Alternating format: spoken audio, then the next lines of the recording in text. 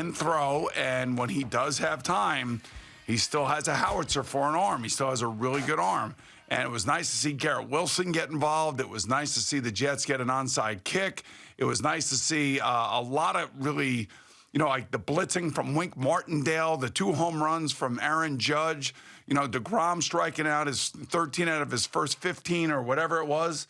I mean, it was crazy yesterday. Yeah, and the Giants going 2-0. It wasn't the most exciting game, but, boy, they got the job done against a beatable team at home, and they did it. I think if you ask any Giant fan, they'll take a win. How many times have they lost games like that? Oh, of course. And the previous week, too, where they would come back or something would happen or whatever, that Daniel Jones interception would have been the reason why they lost. It was not the reason why they lost, and they come back again in this field goal fest, but their defense played great. And now they're 2-0. I have to say that for both teams, young players are making plays.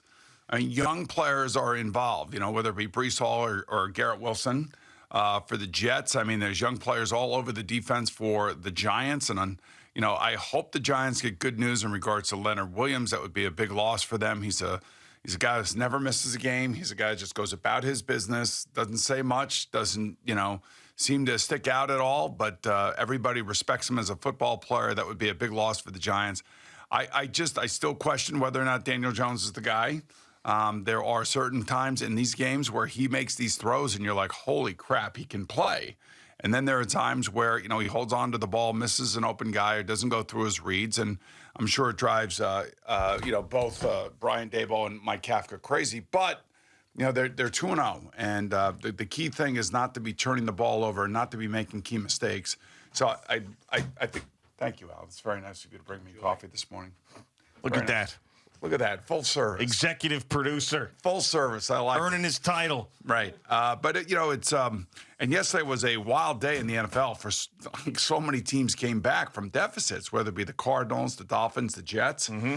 All of them came back from huge deficits. It kind of feels like the playoffs last year. Remember how great the playoffs were? Oh, yeah, it was one of the great. I mean, it was every single game, it felt like, was a barn burner. And, yeah, you got a lot of them. I mean, not every game was spectacular. There were a couple out there that were a little bit of a snooze fest. But for the most part, going in, there was a lot of huge spreads going into this week, and a lot of those games were close. It was even a victory for a team that was a heavy underdog with the Indianapolis Colts and the Jacksonville Jaguars. So, yeah, no, it was really exciting. And for the Jet fan to be able to experience something like that, a minute 55 to go, down 13 points on the road. I mean, at this point, everybody, that missed extra point was like an afterthought. No one was thinking about it at the time. It was sort of just like, whatever. And I went back, after watching it the first time, I went back again just to watch the whole thing over again because it was just so mind-numbing. And they put up the graphic the last time that the Browns were 2-0. This was happening. This was the #1 song, whatever it was, 1993. They do all of this.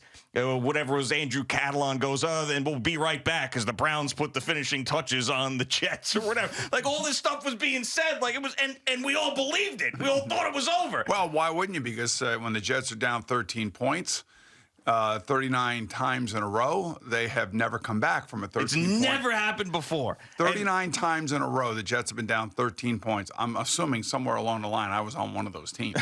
I'm assuming. Probably. I mean, when you look at those statistics and the stuff that CBS Research was putting out yesterday, I was mind-boggled. Yeah, I mean, and the onside kick, it's so hard to recover an onside kick. So that's probably... What was Amari Cooper doing? Oh, my God. I guess he was trying to knock it out of bounds. I guess that was probably the only thing that he felt like he could do, but just jump on the football if you're him. But to me, the thing that obviously got it all started was Corey Davis being so wide open. I mean, and this happened with the Browns the week before. The same thing happened when the Panthers were making that comeback. They just let a guy free. He thinks he's got safety help. He doesn't. Bang. Corey Davis runs and one play, touchdown. That was the only reason why the Jets were able to do what they were able to do, is they gave him a score in 10 seconds. So between the Cardinals, the Dolphins, and the Jets, I have to say, if I had to rank them in order of spectacular, the spectacular. Okay. I would go Dolphins #1. Really? I would go Jets #2. and then I would go then I would go the Cardinals number 3. Yeah, And the reason I say that is because exactly what JJ just said. yeah. Tua threw 6 touchdown passes. They were getting their ass kicked at the beginning of the fourth quarter. And I don't know if you saw Mike McDaniel after the game. I did not see any Mike McDaniel yesterday. All right, so hopefully Jerry has this sound. But Mike McDaniel, after the game, stands up in front of the media and says, last night, guys, I was talking to the team, Mike McDaniel kind of way. Yeah. He goes, we're going to be facing adversity tomorrow, and I can't wait to see how we react to that adversity. And then he says, I didn't think they were going to take me literal. And they certainly did. And it was like, the more they win, the more he's going to be put up there and the more we're going to hear from him. And the better the NFL is going to be because of it. Yeah, there was 2 guys that you would not expect to have the days that they had, Tua and Joe Flacco. To me, I guess because we're so wrapped up in the Jets, that was the most spectacular yesterday because it was so improbable. Like the Ravens secondary has had its issues the last couple of years. They've got Tyreek Hill. They're supposed to be good, though. Yeah, I know. Well, the Dolphins are supposed to be pretty good, too. They got Jalen Waddle. They got Tyreek Hill. I don't know. That to me was not as surprising as what Joe Flacco ended up doing in this football game. If you would have told me, now I know that Jalen Waddle and Tyreek Hill are pretty good, right? But if you would have told me that Tyreek Hill and Jalen Waddle would have both had 11 receptions, both would have had 171 yards receiving, and both had 2 touchdowns. It's crazy. The exact same statistics for 2 wide receivers in the same game. It's unbelievable. That to me is remarkable. The Corey Davis thing, when Joe let it go, I was like, oh, man, just please hit him. Don't overthrow him. Yeah. And he hit him right in stride. It was perfect. It was absolutely perfect. And you can't, like yesterday was like, I'm going to say it was vintage Joe Flacco. That was Joe Flacco when he was playing for the Ravens when he was in the middle of his career. And that's the first time we have seen him like that in a Jets uniform. It had been too long, and he did it at the exact right time because you're going to see a Bengals team next week that's 0-2 that, I can't even – maybe they've been playing terrible football.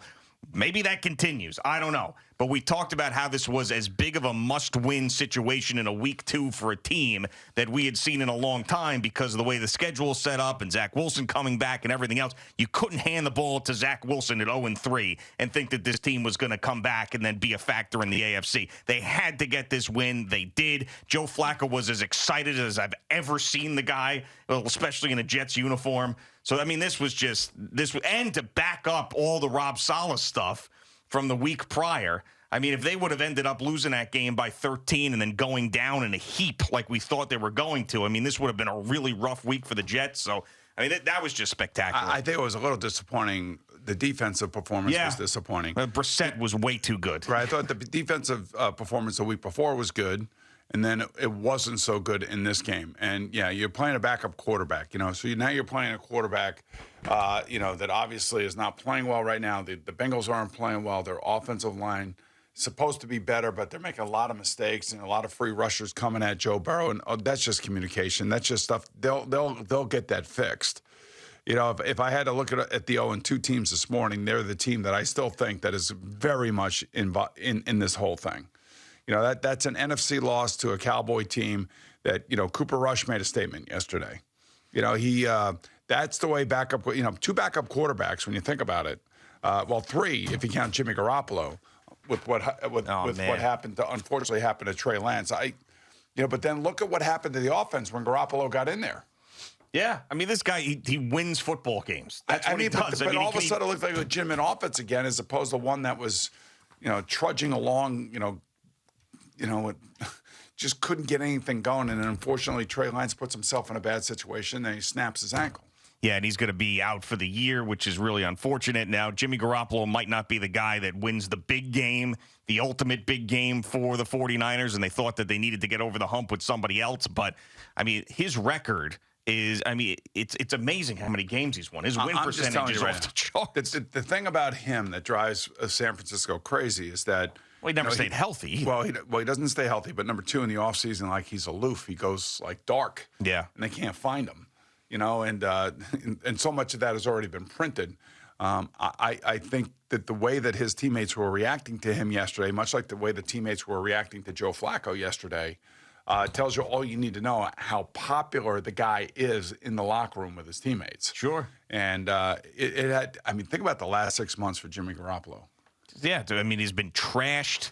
All that stuff came out about him getting his contract and disappearing. He was on the trade block. Every team that needed a quarterback was linked to him. He ends up signing back with the 49ers and staying there, and now is going to be their starting quarterback as long as he stays healthy for the rest of the year. All right, so you brought this up last week, or I think it was 2 weeks ago. Whatever, maybe it was last week. I get all these weeks mixed up. Yeah, it all runs together. And you try to make a lot of points. I try to listen to your points. Yeah. So unlike you trying to listen to my points, but I listen to your points. And I think you made a point like something about Aaron Judge not being the lead story because, for whatever reason, and it's a huge story, and he hits 2 more home runs yesterday. Yeah. And so at the NFL today, we have all the games up. We're all watching the games, and we're not watching baseball. We're watching all football. It's all football. But in the back and in where the crew are, they're all watching baseball games or football, whatever it is, whatever they want to watch. And, he hits number 59. And you could just hear the cheers in the back at CBS from all the crew members that are huge Yankee fans. Yeah. And loving what they're seeing from Aaron Judge, who hits 2 more majestic home runs yesterday. And I was thinking, where is that going to fall in the pantheon of a Sunday football or Monday morning football after a Jet and Giant win? Well, I think because he still hasn't broken the record yet. If he had, obviously it would be way towards the top, but he hasn't gotten there yet. He's gotten, 58 and 59 yesterday. But, of course, Mondays are, it's football reaction days. That's what it is. What it's all about. I know. And we got 2 wins. We never have 2 wins with the Jets and Giants. I feel like it never happens. So we left Friday. We said, man, we want to come in here Monday morning. And we want a winner weekend. We want a winner weekend, and that's what we got. We got not only got a winner weekend. That was a big win for the Yankees yesterday. But the Mets sweep, the Jets come back in probably, and the Giants win an, oh, by the way, ugly Giant football game. Yeah, but you take anyone you can get. Now the Giants have played, let's face it, Baker Mayfield and Ryan Tannehill. Yeah, that's who they played. Yeah. And their defense has done reasonably well against those teams. And their run defense especially was good, in week 1. And Wink Martindale, as one of my buddies who was at the game yesterday, texted me, said he splits them from the parking lot. He's bringing everybody from every which way. And they're still not totally healthy on the defense. Yeah, now I know Jerry Jones said that Dak could play. He's not playing. Against the Giants, he's not playing. It'll be Cooper Rush, who wasn't bad yesterday. He got the job done. So you've got Cooper Rush, then you got a bad Bears team. Keep it rolling. Keep it rolling. And stack as many wins as you can at this point in the season. You can beat these teams. How about the fact that the Giants have the national game this week? Yeah, they do. Versus the Cowboys. At home. At home. It's going to be a great atmosphere. Supposedly that place was crazy yesterday. Yeah, and it'll be even crazier against the Cowboys on a national TV game where everybody's all juiced up for a Monday night game. Should be a lot of fun. Thank you for watching. Please like, comment, and subscribe. And don't forget to hit the red bell so you're notified when we have new content.